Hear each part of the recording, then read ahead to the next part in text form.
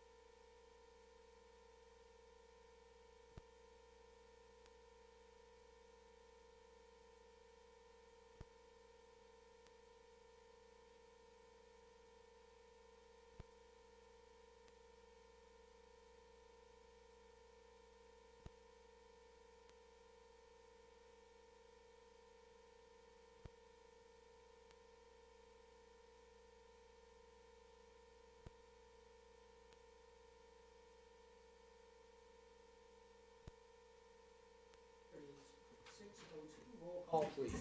Can we do a quick mic check? Oh, yeah. Chair, is your mic on? Yeah, Mike's There we good. go. Perfect. Okay, Thank you. sorry about that. All right, so I'll call the meeting to order at 6:02. Roll call.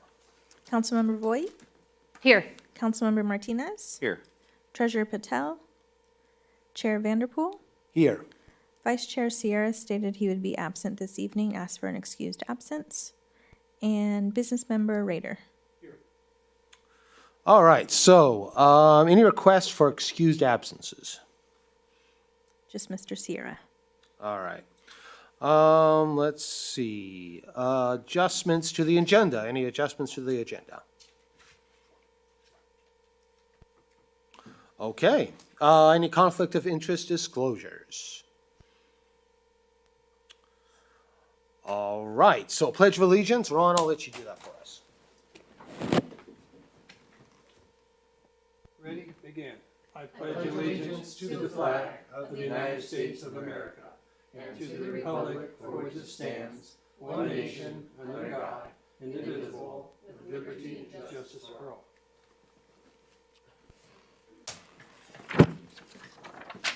All right.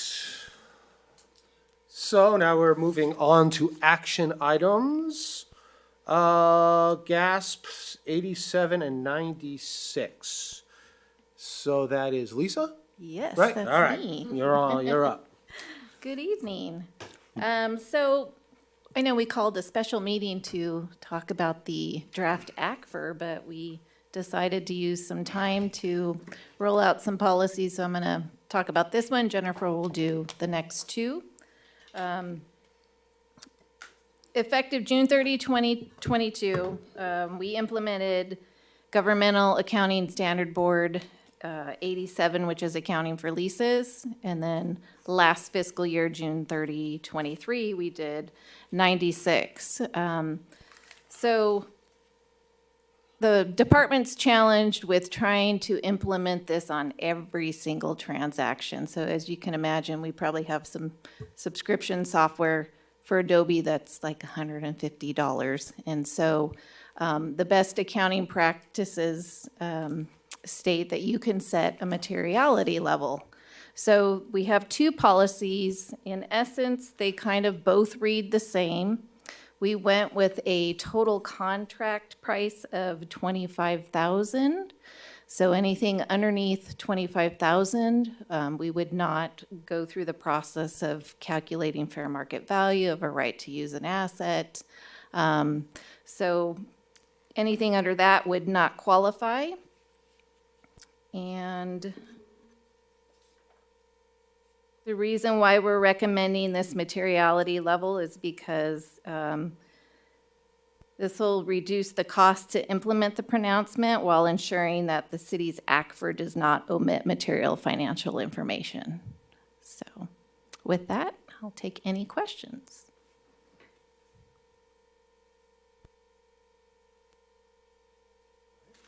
Oh, well, thank you, Chair. So just a couple of quick questions. So by not applying it to all the transaction, we're not risking a less accurate Correct. report, I'm assuming? Yes. Yeah. Okay, and the 25,000, is there a reason that we got that number? Did you look at all your Yes. contracts and kind of figured Yeah, an we average? kind of looked at 25,000. It's very close to our capitalization policy as well, where we use 10,000. So 25,000 was a very reasonable amount. And you wouldn't think that there would be too many significant under that to where you wouldn't get an Yeah, accurate? for the last, 2 years, we've looked at everything for leases. And then this last year, we kind of looked at everything, and there's a big difference between the small ones, and then we do have significant ones. Okay. Yeah. So what percentage of the budget would you say are those small ones? I'm just trying to figure out how big, like what a chunk we're looking at here. I'm not even sure that would register at like 1% of 1%? the budget. Oh, so Yeah. very, very small. Yeah. So less than 1%. Yes, Okay, yeah. so it's very small. Of the leases that fall below 25,000. So those below 25,000 are less than 1%? 1% of all leases? Yeah.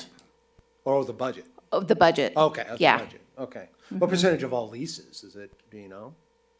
That I don't know off the top of my head. I'd have to Okay. look at them and No, get that's back okay. to you on that. I just wanted to And see. the reason for setting a materiality is because the management to go through every single one of these agreements and do the amortization schedules and everything else that you need to do to get them in your financial statement is very extensive. And so to be able to manage that, setting a materiality amount allows you to be able to manage them better, not miss any, and that you're also not missing anything within your financial statements that are of a material value. So we can actually focus more. Got it. So the benefit is freeing time for other forms of labor. Correct, correct, yes. And this is something that other cities are also implementing because when they did first roll this out, I don't think they realized what a burden it would be on city staff to try to actually do this actual process. So you had, this was implemented 2 years ago. Yeah, And for then now this 87. is, so the recommendation is that you could put the materiality on it. It was never there prior when we first implemented. So Correct. this is an Correct. update to Yes. the code, or the recommendation, for lack of better terms. Yeah, this is putting that materially in the policy, so that way we can go ahead and set it at that and continue moving that forward. That way it's easier for us to go through everything and say, okay, the 25,000 above, it's applicable, anything below that, it's not, and then we're able to manage that. And the awards that we received, that's not would affect it, because that's something I'm assuming that you said other cities are doing, so it's a standard practice to have a material. Oh, right, correct. Could you give us like a under $25,000 cumulative, kind of like how much? We'll put that on the, like, that kind of thing, so that way we kind of have some, you don't have to itemize, but maybe we know Yeah. some sort of. Yeah, so the GASBs are accounting standards boards. That's what we have to follow to actually put the financial statements together. Right. Currently, there are 100 and, what are we at, 106? Or 8? There's a lot of different ones. So those are what you have to follow to be able to kind of get those awards. And these two were implemented, and so it's just something that's been kind of a ongoing issue for cities to maintain and keep up on. And so this is kind of what everybody is kind of doing to be able to manage these two GASBs. I guess my only worry is we don't want to just forget about it entirely. I mean, I would Right. think we would kind of want to know every once in a while, under 25,000, what we're looking at. Yeah, well, I was gonna say, so what these two pronouncements do is they take, we budget every year Right. for the expenditure of the item. Right. So you have a 3-year contract. Every year we put that in the budget. So we're not gonna miss and forget those items. Right. What we do when we implement is we take, say it's a lease and it's a 3-year lease. You have to calculate at fair market value. You record an asset that has to be amortized over the life of the contract. And so we're talking about just the mechanics of putting an asset and your liability all onto the balance sheet. What's on the budget will be there every year, so we're not going to miss those payments. Yeah. Okay, that makes more sense to me. So this is basically assigning an asset value. So this is saying anything that's less than 25,000, we're not gonna Right, necessarily assign an asset value. right. Okay, that clears it up, thank you. Yeah.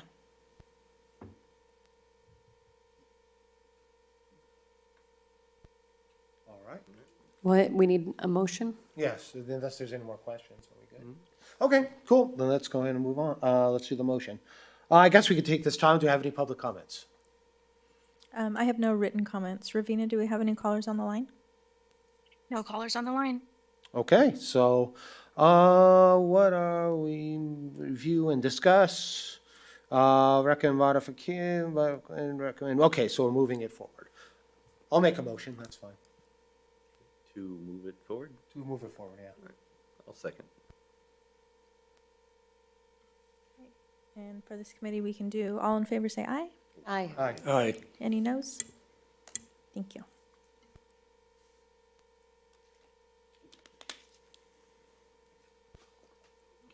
All right, so next up, we have the City of Beaumont sponsorship and donation policy. That one is me. Good evening, right. Chair and Committee. What you have before you is a sponsorship and donation policy. The city's adopted strategic plan has a goal to develop funding sources for community events. What we're discussing is doing sponsorships and donations for those types of events. So overall, it is a best practice to have a policy in place on how you're going to manage the funds coming in for sponsorships and donations. Attached to your report, you have that draft policy. This is a new policy for the city. And we're just doing this to make sure that we are doing this process in a transparent, responsible manner. So with that, I'm available for any questions that you have in regards to the policy. Chair, if I may? Yep. go Has ahead. this gone to legal? Did legal review has. it? It has. Okay, and then do we know of any other cities that currently have something along this lines, or did we recreate the wheel, I guess is what I'm asking? We did not recreate the wheel. Okay, very good. We actually borrowed it from another city and put it to what the city needs. Thank you. All right. So my questions are this, so, someone comes in and wants to donate something to the city, do we have a centralized department that will take it and then go from there? Or someone contacts me and says, hey, I'd like to donate this to the city, I can say, yeah, contact so-and-so? Will there be a focus person, department? Like so any type of donation receipts would come through to the finance department. It's also, there's a form that's in here that Yeah, I we would saw like to be able to give to our donors, so that way we're recognizing and thanking them for the donations. At that point too, there is also a process on some donations will have to go through city manager for approval. That's just because there's some things we might not want to accept. There could be also, if we were to receive things like endowments, there's management that's related to that as well. So the policy puts the process in place for how we're going to collect those. If someone wants to donate something to the city, whoever they go to for that would have to notify the finance department, so that way we could get in contact with them and get that arranged. So that's my question. So someone contacts council or staff and say, I want to donate this to the city. Right. My job or their job is to contact finance, say, hey, we have this person that wants to do this, and then they can contact finance so that they can fill out the form and so forth and go through there. Right. The only instance would be if there were any donations accepted in the field. I'm thinking for events like Shop with the Cop or anything like that. Then what they would need to do is, if they accept donations, is to bring it to the finance department. All right, and that was another question. If someone hands you something and says, here, I'd like to donate to the city, then they bring that, the staff or so brings that to finance, and then finance takes it in and goes from there. Correct. Okay, and do we have like a release of ownership of these types of items that come in? So once they come in, we take over? Is that just kind of implied, or do they have to sign something that says this now is, not ours anymore? Or So like in reference, if it was like a Physical object. in physical this item, case, yeah. It would, that would be a part of the acceptance process, so when we're looking at it to see if it's something we actually want to accept, then Okay. we would then look into see what requirements are needed at that time. Okay, so each thing then is individualized depending on what category it's in. So I did notice that there was a big range of category from restricted to so-and-so. Right, right. But, all right, it just seemed kind of cumbersome to me, so I just was trying to figure out, you know, because I don't want to have to decide where it goes, so it's like, just take it here, and they'll deal with it, so. Right. And then on 13 and 14, when it talked about the city official, and then having the FPPC 803 and so forth, are we allowed to deny that on acceptance, or, because I don't have to deal with that. So if somebody comes into me and says, here's this, you know, blah, blah, blah, and I can say thank you, but no thank you, and deny it on the spot? Or if someone comes in and brings in something here, this is for council member so-and-so, I'd like to donate this, then what part of that do we be able to deny that before we have to initiate the 803? We did not put that in the policy as far as denying before accepting or coming forward, so we could, if that's recommended language, we can do that. Otherwise, I believe it's something that would probably either go to city manager for review or city council. Right, If you I want see. us to update that language, we can look at doing that. Well, I'm just trying to say, because once you trigger that it's accepted, then that triggers the report required. Right, So right. so it's almost like, I don't know if you temporary accept it or you wait to clarify Mm-hmm. from, you know, counselor, someone say, hey, you have this coming in, would you like to accept that? And then they could say no, so then you can say no, and we don't have to deal with that. Yeah, I would think that the point of the policy would be after acceptance, and before then, I think that would probably have to fall to our discretion as to what we chose to do as a council member or as a city. So this would be the process that follows once you, Well, that's true, but there's always that little time in there by the time they accept it. And then, so it's already on city hands, and now Yeah. it's under my name.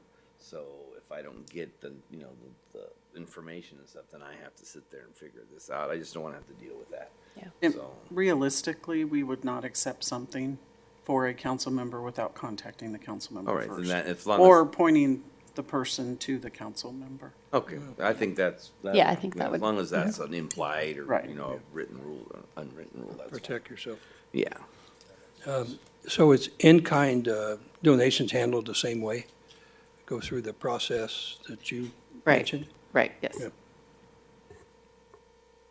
Okay. Are there any more questions? All right, so the recommendation here is to review the policy and move forward. So I'll make a motion to move forward. I second the motion. All in favor say aye. Aye. Aye. Any noes? All right, thank you. All right, I'll take a second. Do we have any public comments? I have no written comments. Ravina, do we have any callers on the line? There's no callers on the line. All righty, so we're moving on to update to the City of Beaumont financial management policy. All right, and that's me again. Recently, the city adopted a development impact fee nexus study.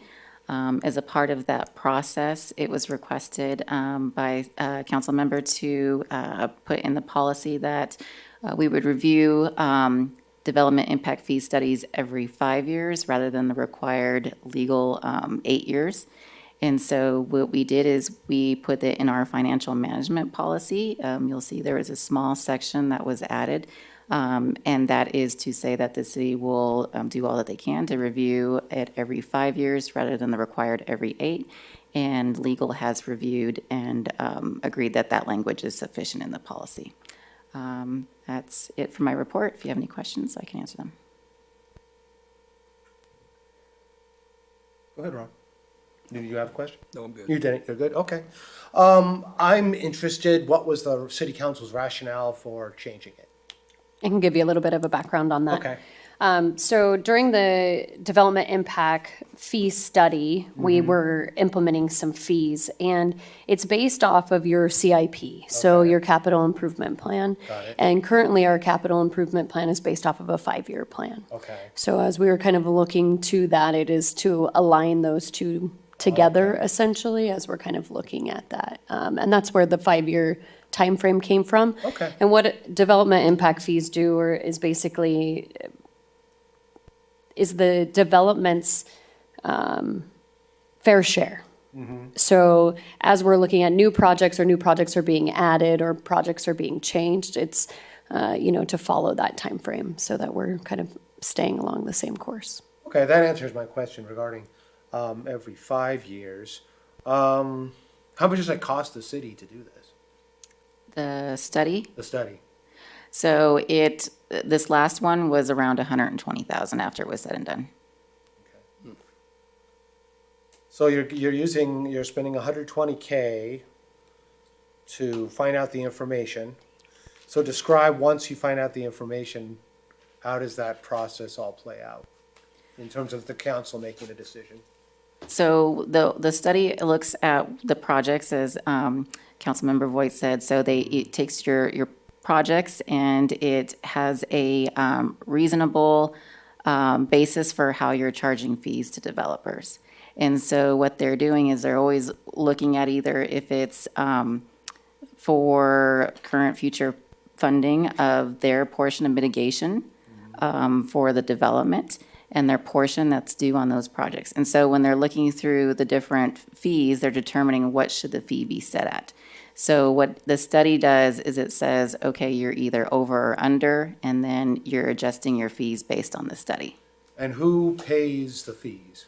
It's developers, So the developers are the ones that pay the fees. correct? But we are spending 120,000 to do the study, and then developers pay the fees to do the capital improvements. That's correct. Got it, okay. So the benefit to the city is, because it's costing, I'm just trying to do a cost-benefit analysis. So it's costing 120,000.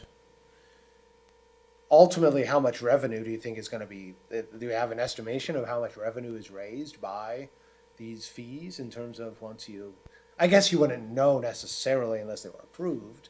Yeah, and that's all actually within the study. Oh, okay. All right, and so then at that point, council is the one that makes the decision about whether we're going to do this or not.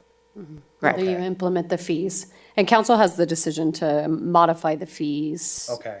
And change them, look at implementation processes, whether or not that's a phase-in or an immediate approach.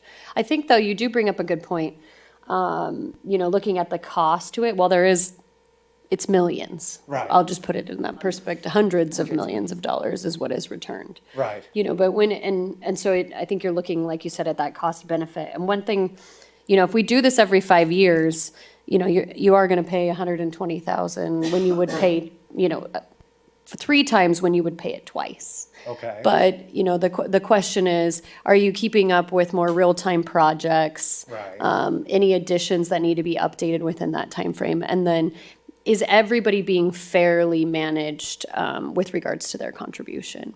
But I think your point's well received as well, that and walking through that process. So then my other question would be, is this going to deter capital projects in Beaumont if they have to, if these fees get raised? Is there any evidence of that? I'm sorry, that, If we're implementing these fees on the development projects, it seems to me like that would create a disincentive for For the the development, development not of the the capital. actual projects. So have we looked at whether that would occur? Is there any evidence from the past that it has occurred or it hasn't? In terms of when you raise the fees, that it deters the developers from actually developing? there was discussions of that during the whole study process. Okay, And that's something that the council can look at Okay. when they do look at the study. And then they can also make the choice to either, like Councilmember White said, you could either choose to phase in the fees or even reduce a certain fee. One thing to mention too, I'm sorry, were you? Well, I was just gonna say, is one thing to mention too, is that during the process, this time around with the council, there was very large emphasis on, the customer, so the developers and their input, and really the true collaboration between the city, the council, and the developers to really look and find that true nexus that we were looking for. okay. And if you're doing it on an every 5-year basis too, it's probably less likely that you're gonna have large swings in the Okay. change of the fees versus than if you're waiting 8 years. Right, all right, that makes sense. So Julio, Yeah, I just wanted to mention on the comments there, so remember the fees are the projects, the impact of the development on the project. Okay. So those projects, whether it be roads or bridges or so forth, if the project's bringing in an impact, then that's what those fees are covering. Got it. So it's their fair fair share of share. what that's Okay. contributing to that. Okay, So- that makes Yeah, sense. so that fee then is what that is. And we've had robust discussion on exactly what you talked about. It's like, so is that fee gonna hinder or help, So Okay. we have to weigh, well, if we don't have a fee, then we don't get the project completed. Or Right. at least, contributed to that. So we have to weigh that. Okay, So my question on this, couple of things. Number one, remind me from writing the proposal to posting the job to having the study conducted to analyzing it to reporting back to council. What's that time frame from 1 to 1? Is it years, 2 years? I can't remember. It 18 months? it was about 11-month process. 11-month process. Okay, so if we're doing every 5 years, then technically we're doing doing it at the 4th year to have it done by the 5th year, or you're starting on the 5th year to get it done by the 6th year? What You'd be probably bringing it closer to the 5-year. Sorry. And then it would be within that Implemented. 5-year that it would be completed. The fifth, I would assume that the 5th year is when you're looking for implementation. So Correct. end of year 4, like you're Okay, saying, so it's sooner than later. to be than- implemented probably closer to 6th year, years, the 6th year. 6 years. So I noticed that the wording that we would try our best to get it done is, well, I'm not gonna speak for it. Go ahead and comment on that. Is that for flexibility? It is for flexibility, just in case, like if there's no budget in a year for it, right? And you need to, arrange for that, there's flexibility there. Okay, and that's what I was curious about, because I can see where that could be a little sticking point, because if we have, well, we'll try our best, and then we come up and say, well, we couldn't do it, but I'm assuming, of course, that would happen, you'd have a reasoning why, and budget obviously would be, one of those issues or so Right. forth. Or- Right. All right, and lastly, when we do the Nexus studies, it's a full study. We don't do a study just on certain areas, because I'm assuming it wouldn't be cost effective that way, but could you do like a mini study, or is it just? Mini study. Well, I do think you because- have opportunity Well, for that, because though. I if think we're they've said that. analyzing and some Yeah. fees look like they're working and Oh. some Yeah. might, then we might want to Yeah. go back and evaluate those fees You rather could, than all of yeah. them. exactly. You could. You could do that, Yeah. okay. I like mini How studies. much study could you give me for 20K? Some study negotiation. Exactly, little negotiation. We give you $200. About a quarter of an hour worth of. There you go, exactly. All 15 right, minutes. I'm good. All right. Okay, yeah, thank you, council member. Thank you, Julio, for talking to me about how you guys are making, you're thinking about, actually, both council members, about how you're having these discussions regarding the fees and if they would impact the actual creation of the capital. So I appreciate that. Well, and one thing to note that on the recent study that we did, it was a large jump. Okay. It's a large jump. And so, like we said, kind of doing this sooner helps to maybe Sure. lessen that or, identify that. Because Yeah. then you grapple with kind of some other decisions. I can understand that. And another, I think a part of that is that the price level in our economy jumped up a ton. So I think once you go from 2020 to today, you're up like 20% or something like that in the price level. So you gotta adjust it to that. So that makes sense. That makes sense to me. All right. So I guess we are reviewing and approving. I will go ahead and make a motion to forward this to council. I'll second. Okay, everyone in favor, aye? Aye. Aye. Any noes? All right, thank you.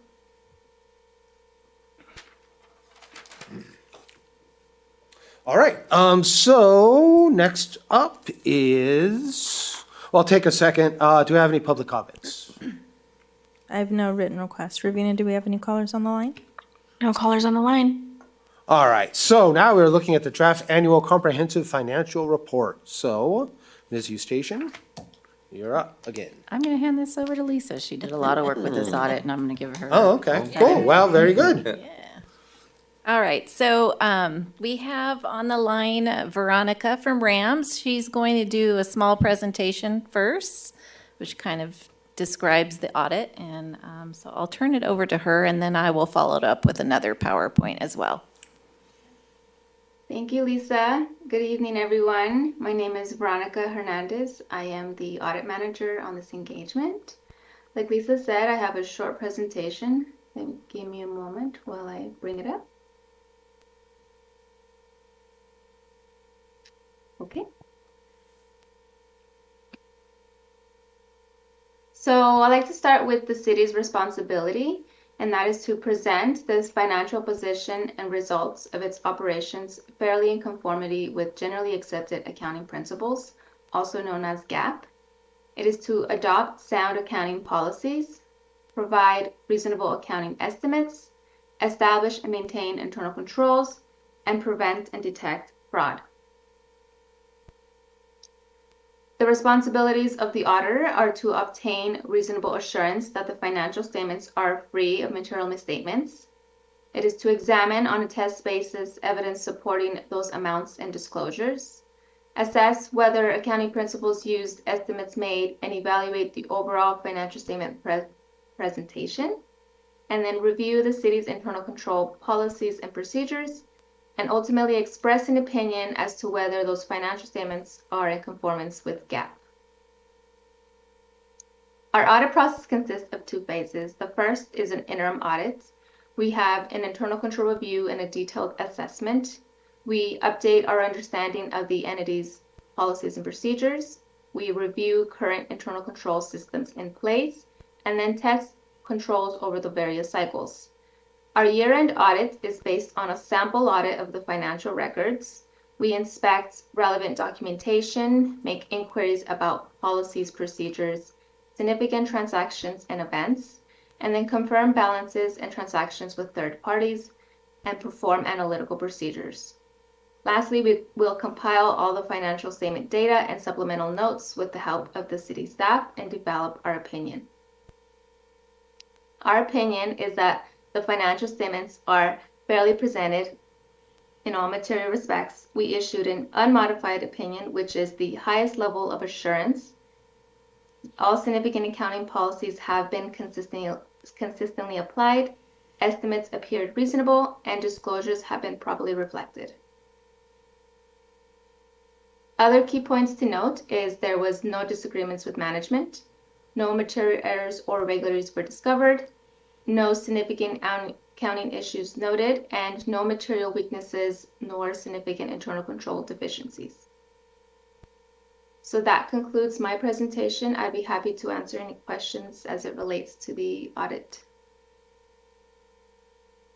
Good stuff. All right, are there any questions? I thought she had another presentation. Oh, okay. Oh, okay. Are we just asking for that? Yeah, for that in particular, I was thinking. I'm good so far. Yeah, I'm good so far too. Good. Thank you. Yeah, so we can, let's see, is that another item? No? So- C4. She just has her own presentation. Just getting my presentation pulled up here. Got it, okay. There it is. Okay, so first I wanted to thank all the departments, because this is a team effort when we get together and create this act for the city. So I wanted to thank the department staff that helped out, and especially the finance department, because it does require a lot of time on top of their day-to-day. And so our team did a really good job of trying to get all the answers and information as prompt as we could to make this a streamlined process. So this year, we also got to demonstrate in our ACFR that we got the second year GFOA Certificate of Achievement for Excellence in Financial Reporting. Part Parts of the ACFR provides a broader view of the city's financial position. It's broken up into 3 sections: the introductory section, the financial section, and the statistical section. The introductory section includes a letter of transmittal. It shows the principal officers as well as has an organization chart.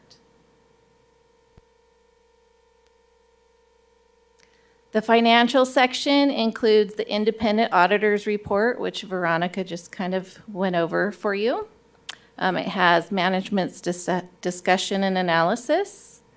It has the government-wide financial statements, fund financial statements, notes to the financial statements, required supplementary information, and combining financial statements and schedules.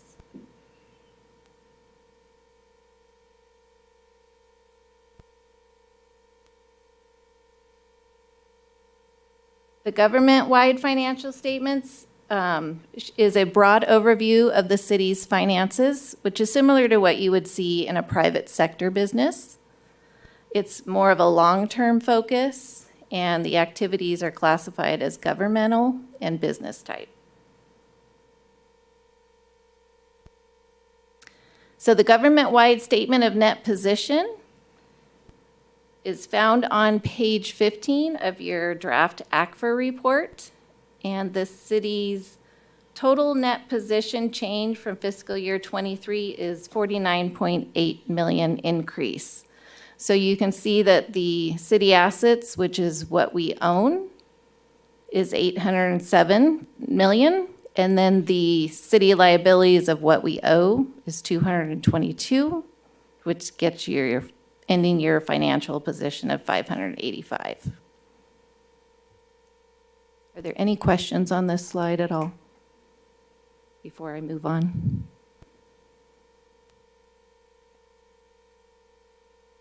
The fund financial statements are broken out into fund accounting to control the resources that have been segregated for specific activities or objectives. They're more of a near-term focus, and they fall into one of 3 broad categories. You have your governmental fund, you'll have your proprietary funds, which is our transit and our wastewater, and then you have fiduciary funds, which is financial resources held for others as a trustee.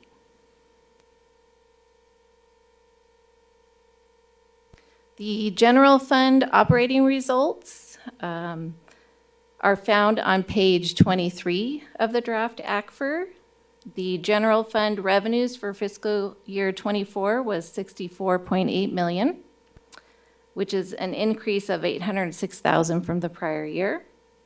And then the expenses for fiscal year 24 were 55.3 million, which is an increase of 6.7 million from the prior year. So overall, we had an increase in general fund balance of 10.8 million. So how did fiscal year 2024 results compared to our planned budget? The overall general fund increase in fund balance was 6.9 million. Our total revenues were over budget by 4.7, and our expenditures were below budget by 9.5. And then other funding sources and uses were under budget by 323,000.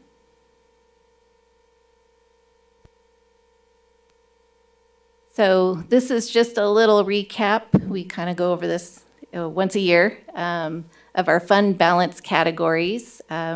We have non-spendable, which are items that cannot be spent because they are not in a spendable form. We have restricted, which is a portion of net fund resources subject to externally enforceable legal restrictions. We have committed, which is a portion of net fund resources constrained by limitations by action of City Council.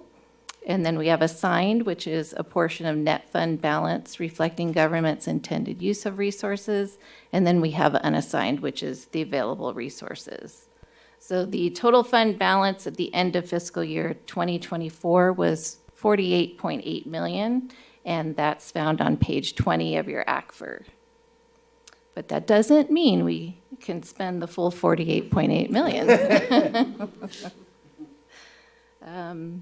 The fund balance unassigned is 33.3 million as of June 30, 24. The city's policy states that 16% of annual operating budget should be reserved for working cash flow. Plus, we also have a 5 million for budget stabilization and 1 million for emergency disaster. So our total working cash flow is calculated to 11.5 million, we have budget stabilization at 5, emergency reserve at 1, which gives you your total reserves at 17.5. So what we do have available for fund balance is 15.8 million. And then the last section of the ACFR is the statistical section, which provides financial trends, revenue capacity, debt capacity, demographic and economic information, and operating information. And that's the end of my presentation.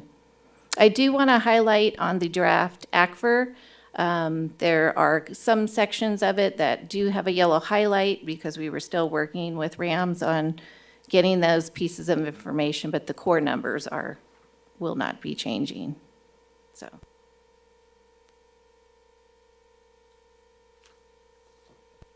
All right, are there any questions? Or comments?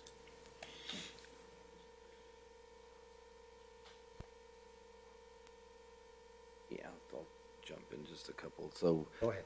thank you. So basically, so of course, there are always three things I look for. You know, are we clean opinion, of course, and then do we have any deficiencies, and then of course revenues and expenditures. Are we, you know, positive or negative position? So I'm glad to see everything's well done. We've got great comments from the auditor, so I appreciate that. Thank you. It's now I know why you're here till 8 o'clock, 9 o'clock at night. But it's important. I mean, it's important to make sure that not only for, you know, having the city run properly, but for the public to have confidence that our finances are intact and it's transparent, and the audit shows that. So I'm appreciative of that. The only questions I have right now, since, you know, less conversation is good because obviously things are looking well, so thank goodness. Just a couple of quick things real quickly. On 16% of the operating budget, I calculate that at about a $65 million. Where's that number coming from, and how do you calculate the number for the, if I'm talking about an assigned 33.5, and then we need 16%, you know, reserve for Yeah, we that? did that off of the operating budget for, Just off- yeah, 24. Okay, all right. And that 15.8, that's the available unassigned after we put aside everything that we categorized for on council's direction. Yes. Okay. And the only question too on assets, it showed capital assets at 507,000. Does that include property? On Yes. capital? It does. Oh, I thought maybe there was more. So that's as of 2024. Correct. June. June 30th. Okay, June 30th. Okay. That's all I have for now. Get caught up in these notes. All right, any other questions or comments? I think the only comment that I would have is just great job once again. I know this is a lot of work. And as Councilmember Martinez said, you know, being able to walk out to the public and have these conversations with our constituents and showcase the awards is really a tribute to you guys and your leadership for your team and guiding all the other departments as well. So just a big kudos and a great job. It's always nice to be on this side As opposed to, you know, maybe having to consider if we're gonna, you know, negotiate our Exactly. diff study fee. So, Yes, exactly. just a great job to all of you guys. It does make this job enjoyable, so thank you. Today? Yeah, And just send it, absolutely. just so I can review it one more time. Very well done, thank you, it was nice and simplified. Yeah. I appreciate that. Yeah, I just want to echo what both council members said. Good job to your entire department and everybody at the city. Clean audit, no deficiencies, good stuff. Is this something you want to show to the students, to our youth council? Yeah. I might be able to throw that in my curriculum. Yeah, Send it over to there me. you go. There you go. I don't know, sometimes it's interesting, you know, you don't think about this stuff as you're kind of, that's why we have youth council, it's kind of a fun little thing. I had a quick question, just getting used to the staff. How many members of staff do you have in your financial department? The total of us is 8. 8 total. 8. And that includes, so finance is accounting, budget, procurement, and grants. It's a lot of work for 8 people. Great job. Small but mighty. Yeah, good point. All right, I guess with that, we are supposed to receive and file, right? So I'll make a motion to do that. I second the motion, Mr. Chair. Just for clarification, there's a second part to that, to recommend was there? Move it to moving on to city council. council. Where was the, Right here. And move on to city council. oh, move on, oh yeah, move on to city council. Yeah. Yes, so, oh yeah, and I'll still motion it. Okay. And I Mr. still Rader? second. Okay, thank you. I just want to clarify. No, yeah, no worries. And all in favor, say aye. Aye. Aye. Any noes? Thank you. All right, so with that, we have the Internal Control Committee. Then I know last time, unfortunately, I had laryngitis, so I couldn't be here, but we had, did we have discussions regarding the committee to choose our next auditor? If I remember correctly? Okay, so have those positions already been filled? I think it ended up being Sierra and myself. Do you remember? I think that's who it ended up being. Okay. Yes, we So did. what's the name of this subcommittee, just so I know? Probably RFP again. Okay. I don't know. All right, well, either way, I'll just call it RFP, that's fine for now. Just Was wanna know it how Ron? Yeah, Yeah. just wanna Was it have- Ron and myself? I think so. Okay, it was Ron and myself. Okay. Can we call Mr. it Rader. the audit consultant committee or something? If we call it RFP, my staff is going to think we're going back to Oh, RFP RFPs. review. Right, okay. All right, that's fine. I just want to know what to Call it. call it, so. We could have Nicole put it on as the subcommittee, maybe on the next Yeah, one. that Yeah, works that'll too. help you. Yeah, perfect. All right, so treasurer's absent, so we move on to finance director comments. Yeah, so we will be putting out the RFP for the auditors in December. We're looking at doing that December, pretty soon here. Before we actually put that out, the committee members will get to review that. And then our next meeting will be in January, and we'll start kicking off some budget stuff. So it happens All really right. fast. So the decision, when do we change auditors? What's the end of the fiscal year? Is that when we would have a new auditor? Well, place? yes, it would be to audit the current fiscal year we're in now. So we need to have them in place for that. So interim normally takes place. Yeah. So, and interim normally takes place in April, so they come Yeah. out, start doing that. So we want to have them in place by then. Okay. Yeah, I understand, yeah. Okay, well, with that, we'll adjourn. Next meeting, 27th at 6 PM. Thank you all very much for attending. Thank you. Happy holidays. Yes, happy holidays.